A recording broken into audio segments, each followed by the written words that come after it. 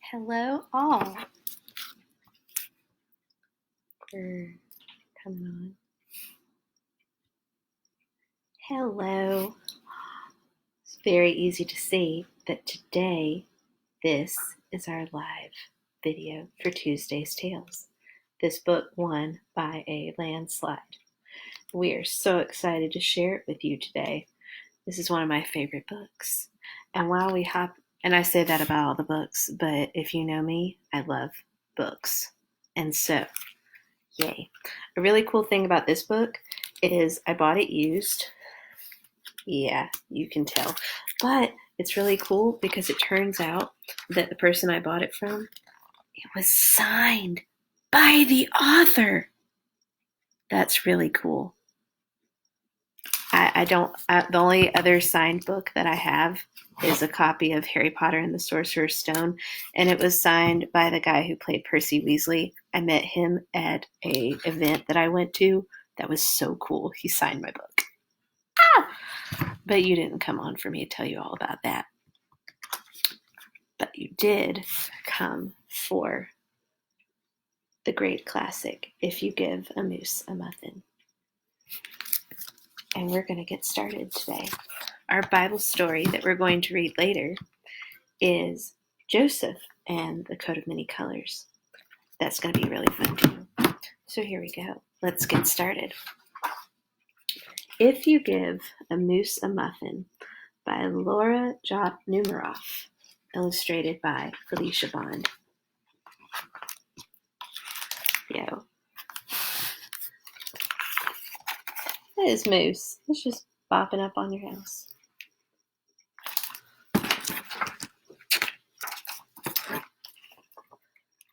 If you give a moose a muffin, that example, by the way, kids, don't feed wild animals. But if you give a moose a muffin,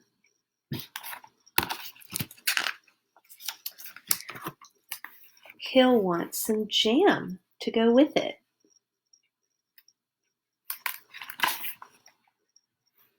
So you'll bring out some of your mother's homemade blackberry jam.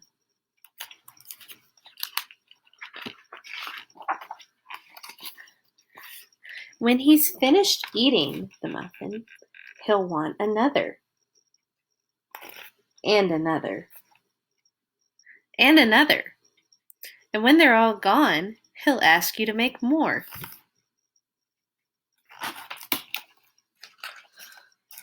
You'll have to go to the store to get some muffin mix. He'll want to go with you. When he opens the door and feels how chilly it is, he'll ask to borrow a sweater. Kids, this is a different thing. When you're a grown-up, you read books a lot differently. You're like, okay, we'll give the moose a sweater. That's fine. When he puts the sweater on, he'll notice one of the buttons is loose.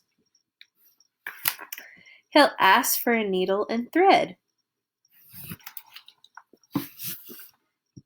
He'll start sewing. The button will remind him of the puppets his grandmother used to make. So he'll ask for some old socks. He'll make sock puppets.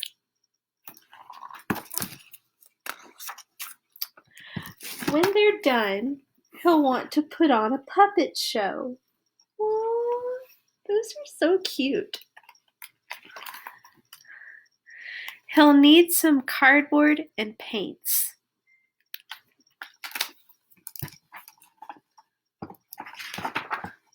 Then he'll ask you to help make the scenery. Oh my goodness, what a mess. Oh my. When the scenery is finished, he'll get behind the couch, but his antlers will stick out. So he'll ask for something to cover them up. You'll bring him a sheet from your bed.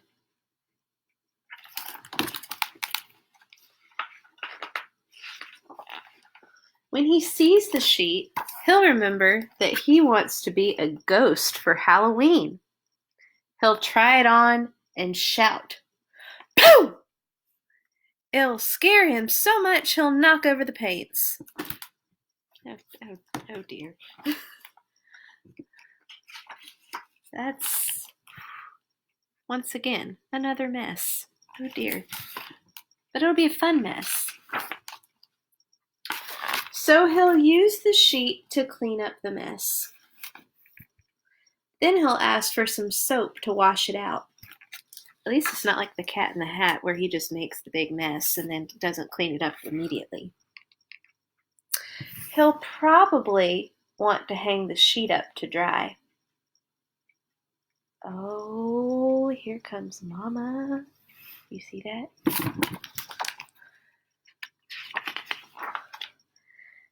He'll go outside to put it on the clothesline. When he's out in the yard, he'll see your mother's blackberry bushes.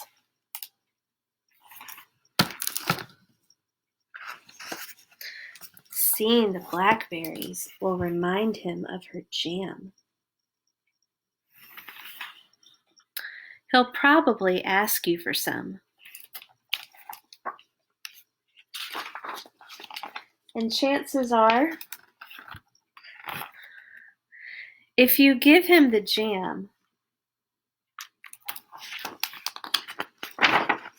oh wait, oh check that, that's funny. He's running. He's like, Mama is coming, and he is running. He'll want a muffin to go with it. The end. Now, how would you have ended that story? I don't know. Working with kids, if I saw the end of this story, I'd be like, oh, Lord, Mama's going to come and see that mess. Oh, my goodness. And now, we have our Bible story for today, voted for by you. See a comment. Hi, Stella. Hi, Henry. I love when y'all comment. That's awesome. All right, so today's Bible story is called The Forgiving Prince. Now, my Bible Quest kids will know a lot about this story because we just finished talking about Joseph. So let's see, what's the best way to hold this? Okay. Jacob had 12 sons, but all of his sons, Joseph was his favorite. One day, Jacob gave Joseph a splendid new robe. It was beautiful and rich with all the colors of the rainbow, but it made Joseph's brothers jealous. They wanted rich rainbow robes too. Then, to make matters worse, Joseph kept on having these special dreams.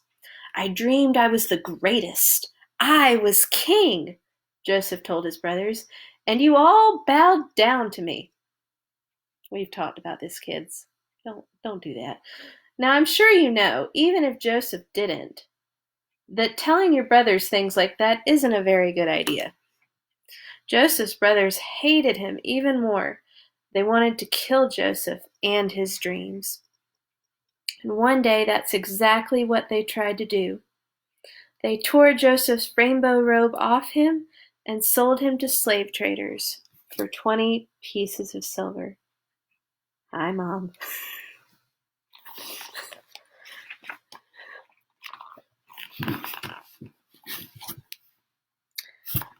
Okay, I'm going to figure this book out, this book holding thing. How do teachers do this all day? Here we go. All right. The traders took Joseph to Egypt and made him into a slave. The brothers went home and lied to their father, telling him that Joseph was dead. That's the end of the dreamer, they thought. But they were wrong. God had a magnificent dream for Joseph's life, and even when it looked like everything had gone wrong, God would use it all to help make the dream come true. God would use everything that was happening to Joseph to do something good. Meanwhile, though, things were not looking good for Joseph in Egypt. He was far from home and from his dad. Then he got blamed for something he didn't do. And even though he had done nothing wrong, he was punished and thrown in jail. But God had not left Joseph. Preach on. All right. One night, Pharaoh, the king of Egypt, had a scary dream about thin cows gobbling up fat cows. What on earth did it mean? He didn't know. But Joseph was a dream expert, so Pharaoh sent for him. "Means a famine is coming," Joseph exclaimed.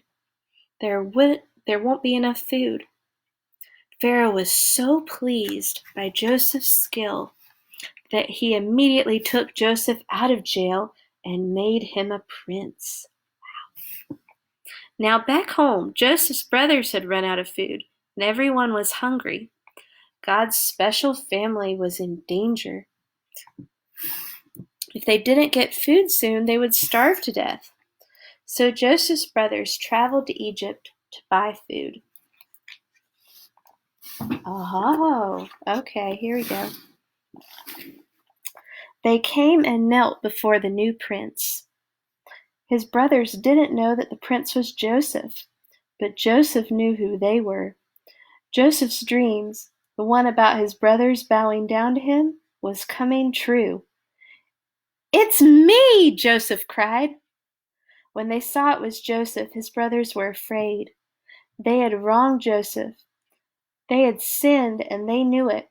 Now Joseph would certainly punish them. Hey, Joseph, he's sitting in his fancy chair with his fancy hat. But Joseph looked at his brothers, and his eyes filled with tears. Even though his brothers had hurt him and hated him and wanted him dead, in spite of everything, he couldn't stop loving them. Wow, that's pretty awesome. His heart, which they had broken, filled up with love, and Joseph forgave them. Joseph threw his arms around them. "Don't be afraid," he said. "Behind what you were doing, underneath everything that was happening, God was doing something good. God was making everything right again." Joseph didn't punish them. He rescued them. He brought God's special family to live safely with him in Egypt. One day, God would send another prince, a young prince whose heart would break. Like Joseph, he would leave his home and his father. His brothers would hate him and want him dead. He would be sold for pieces of silver. He would be punished even though he had done nothing wrong. But God used everything that would happen to this young prince, even the bad things, to do something good, to forgive the sins of the whole world. Isn't it so cool how all the stories in the Bible connect to Jesus? That's pretty awesome. And most people don't think about that, but it's true. It's so cool. Well, that is it for tonight's Tuesday's Tales. But wait, we haven't voted for next week's book. All right. Since it didn't win for this week, back on the table for next week is Stregonona, or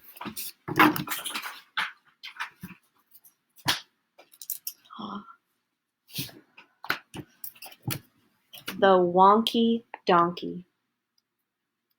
Now, I don't know if I can read this in an accent quite like that really cool lady does on the video, but I love this book. It's so funny. All right, so next week's choices are The Wonky Donkey or Stregonona. Thank you for tuning in tonight. It is always so fun to read books with friends, and I would love to hear about what you're reading at home, so comment below. Yay! Have an awesome night. Goodbye!